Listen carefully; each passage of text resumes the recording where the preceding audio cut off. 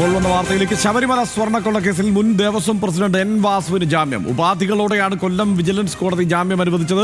ഷമീർ അബ്ദുൾ ചേരുന്നുണ്ട് വിവരങ്ങളുമായി. ഷമീർ, മുമ്പ് പല മുൻകൂർ ജാമ്യങ്ങളും ഒക്കെ നിഷേധിച്ച കോടതിയാണ് ഇപ്പോൾ എൻ വാസുവിന് ജാമ്യം അനുവദിച്ചിരിക്കുന്നു. എന്താണ് വിവരങ്ങൾ?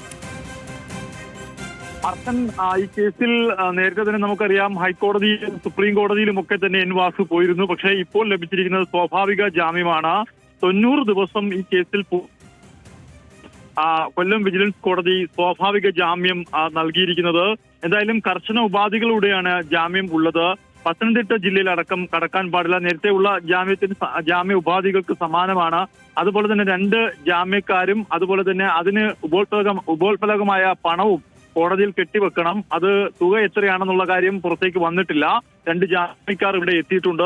അപ്പോൾ കർശന ഉപാധികളോടെ ഈ ജാമ്യം, സ്വാഭാവിക ജാമ്യം കോടതി നൽകുകയായിരുന്നു. നേരത്തെ സുപ്രീം കോടതിയിൽ പോയപ്പോൾ അന്ന് 77 ദിവസം മാത്രമേ ആയിരുന്നുള്ളൂ.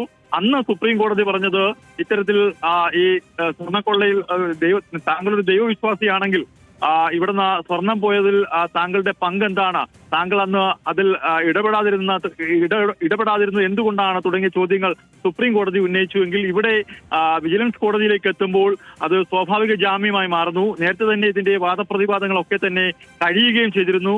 ഇപ്പോൾ SITക്ക് ഈ കേസിൽ 5ാമതായും ഒരാൾ പുറത്തിറങ്ങുകയാണ്. നേരത്തെ പോറ്റിയടക്കമുള്ള മുഖ്യപ്രതികൾ പുറത്തിറങ്ങിയിരുന്നു.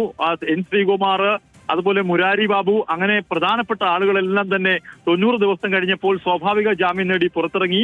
അതേ രീതിയിൽ തന്നെ ഇപ്പോൾ 90ാമത്തെ ദിവസം ഇദ്ദേഹം പുറത്തിറങ്ങുകയാണ്. ഇതിലൊരു ഇടക്കാല കുറ്റപത്രം പോലും SITക്ക് സമർപ്പിക്കാൻ കഴിയാത്തൊരു സാഹചര്യത്തിലാണ് ഇപ്പോൾ എൻ വാസു പുറത്തേക്ക് വരുന്നത്. എന്തായാലും ജാമ്യം ഉത്തരവ് വൈകിട്ടോടുകൂടി ജയിലിലേക്ക് എത്തിക്കും. ഇതിനുശേഷം ഇന്ന് വൈകിട്ടോടുകൂടി തന്നെ തിരുവനന്തപുരത്തെ സ്പെഷ്യൽ ജയിലിൽ നിന്നും എൻ വാസുവിനെ മോചിപ്പിക്കും എന്നാണ് ഇപ്പോൾ ലഭിക്കുന്ന വിവരം. ഹർഷൻ.